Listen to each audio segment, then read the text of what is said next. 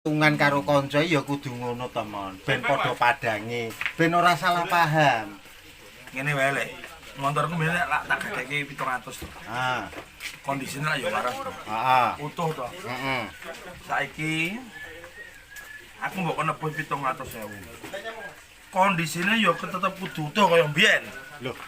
Anggere kuwi mau wis diganti anyar kabeh. Rak ya kembali semula to, Ya Mon. kuwi urusanmu, urusanku no. Urusanmu piye to?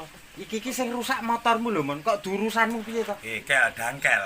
Tapi kalek sing rusake kowe to.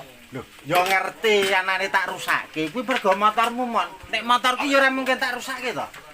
Piye cah? Wes. Nek tak terus-teruske, kuwi maksud kowe umum. Ya yen umep nang dintas. Lho, kae. Umep. Betul. Esuk-esuk rung kabon kopi wis marai emosi.